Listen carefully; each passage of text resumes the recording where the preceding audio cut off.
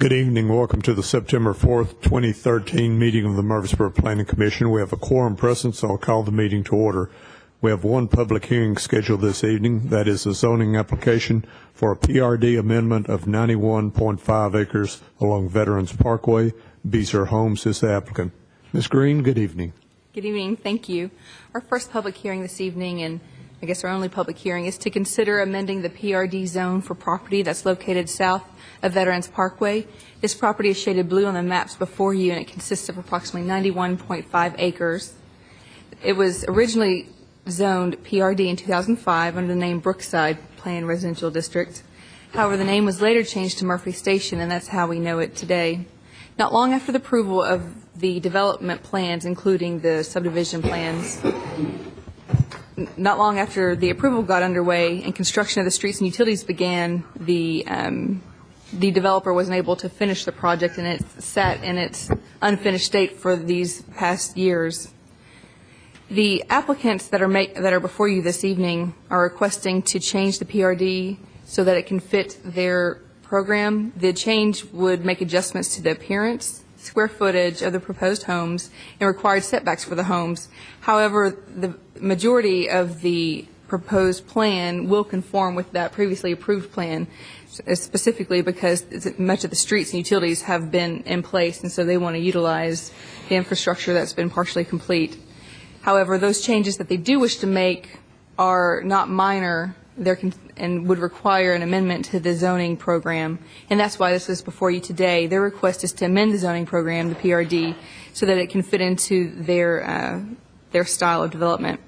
There's no change proposed to the number of homes proposed in the development. Mr. Kevin Gunther is representing the applicant. He's prepared a program book, which you have as a PDF in your packets. He also would like to go through that program book with you before you do open the public hearing. So we'll invite him to come to the lectern and have an opportunity to go through the details of the plan. If you have any questions about it, I'd be glad to answer it either before or after public hearing. However, you should conduct a public hearing after Mr. Gunther's presentation before formulating your recommendation to City Council. 3 minutes. Mr. Gunther, good evening. Good evening. Thank you, Chairman Lamb, Planning Commissioners. Pleasure to be here with you this evening to talk about Sheffield Park, amendment to the planned residential development that Ms. Green did a good job highlighting. I will walk you a little bit through the pattern book. One of the things I want to point out in this first sheet is, as Ms. Green had mentioned, one of the things that we're doing tonight is we're allowing a existing high-quality residential neighborhood that was planned for the neighborhood and the community to come to its fruition, to come to completion. That's what Beezer Homes would like to do with this project. And as you can see, we do have very compatible zoning adjacent to us, planned residential, compatible residential, and we're fitting right into what surrounds us. As you can see from the existing conditions sheet, we also tie into good infrastructure on the site. Veterans Parkway is immediately to the north, and we do have good water and sewer. As Ms. Green had also mentioned, there was actually some infrastructure even placed in the site, and we'd like to take advantage of that and allow that to be utilized. Looking at the master plan, what has changed? What is the same from our plan development? So looking at this plan, the general configuration is the same. The lot count is the same. The density is the same.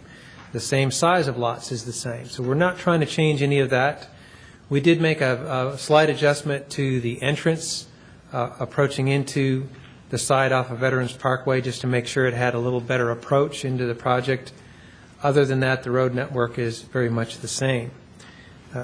We're also proposing to have an amenity center at the core of the project as before, and we're proposing to have a homeowners association that would manage the neighborhood and manage the open space. So none of those things have changed. What has changed is we are proposing, of course, a different architecture, and we're excited about the architecture. I'll share that with you in a moment. We are also changing the larger lots, the 12,000 and 15,000 square foot lots. We want to actually increase the setback, the front setback on those lots from what the previous plan had called for. And Beazer Homes feels that that will distinguish those lots a little bit better coming into the community, and it gives us a little bit more flexibility in the front yard and the driveways, parking configurations, and just the presence that people will feel in the community.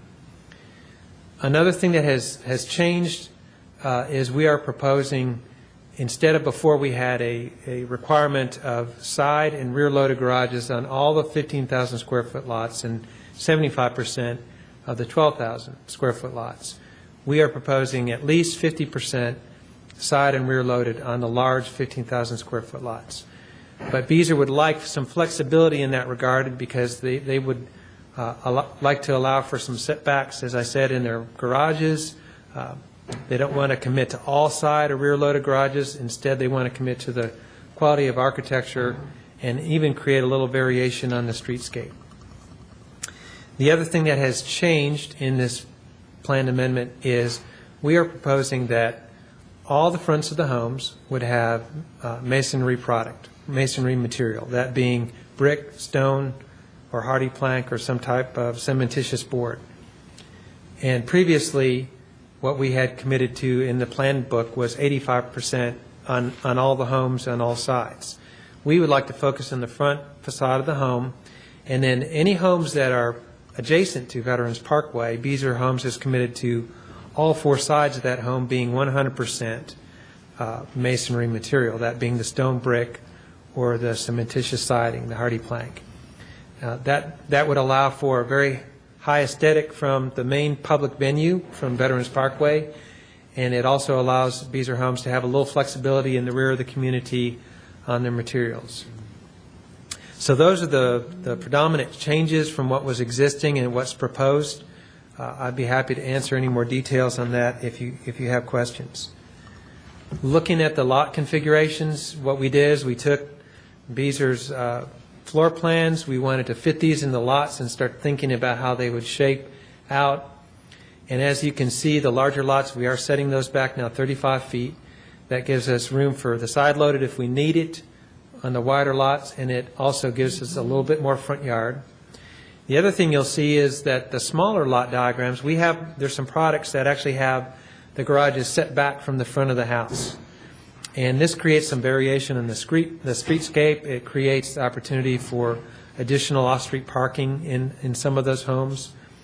So this would be the typical lot diagram that we'd anticipate for the different types of products. Now this is just it's a generic example. I want to emphasize that each lot would have slight variations, but we wanted to see how the product fits in this development, and we think it fits very well. These are the proposed architectural elevations. This is a new home line that Beazer Homes is proposing. It's a classic traditional style that personally I think fits very well in the community of Murfreesboro. You can see they put some real detail into the fronts of the homes. Some of the garages, as I mentioned, will set back from the front of the house. And we do have different variations on this, so we are going to have good variety to the streetscape. But there again, that classical traditional style is intended to tie the homes in the community to give it a sense of unity.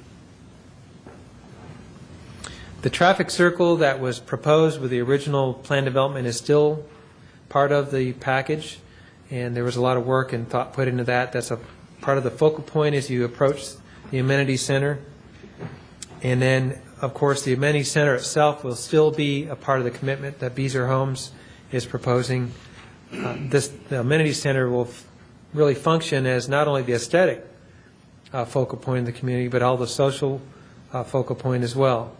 And we are keeping the pool, the cabana, the playground, signage at the entrance. All those components will remain as part of the project. These are examples of other amenities that Beazer Homes has been part of communities, and they want to highlight this as the vision, the concept of what they'd like these amenities to look like. So with that, I'll conclude the review of our plan development book. Mr. Stephen Power is here representing Beazer Homes. We'll both be here for questions. We respectfully ask for your approval, or I should say your recommendation for approval on this project this evening. Thank you. Any questions of Mr. Gunther from members of the Planning Commission or the staff? Thank you, sir. Okay. I'll open the public hearing and ask anybody to come forward that'd like to speak.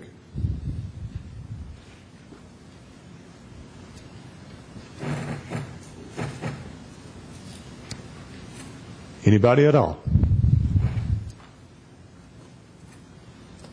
Seeing nobody come forward, I'll close the public hearing. Any comments by members of the staff or the Planning Commission? If not, Chairman, I move for approval. Motion is made and seconded. All in favor say aye. Aye. All opposed.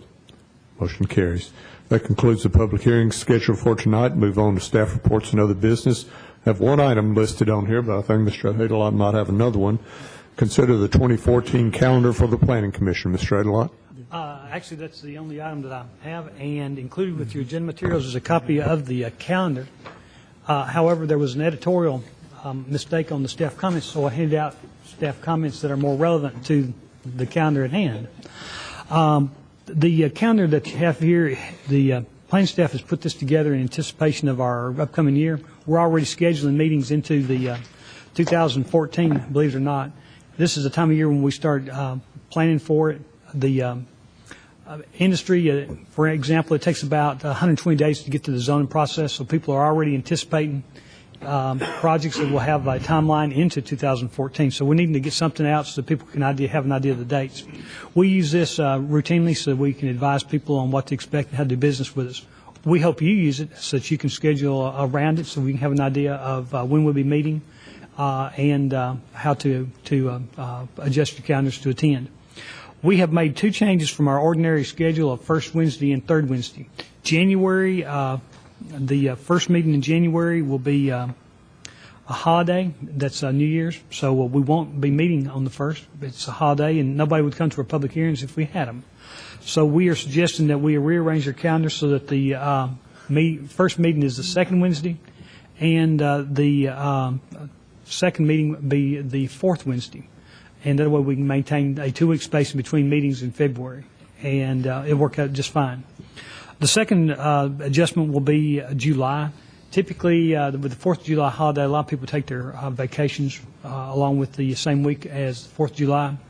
So we're suggesting that we reschedule from July 2nd, which is the first Wednesday, to July 9th for our first meeting and July 23rd for our second meeting. And again, we'll maintain our spacing of 2 weeks between meetings. There are no other changes that were suggested, but what I want the Planning Commission to do is to look at this calendar. If it looks good to you, then we'd go ahead and adopt it. Bear in mind that we may revisit the calendar as the year progresses. We may decide to go to 3 meetings. We may decide to go to 1 meeting, depending upon what the business is. But I expect either we'll stay the same or go to 3 meetings. If we do, we'll republish the calendar.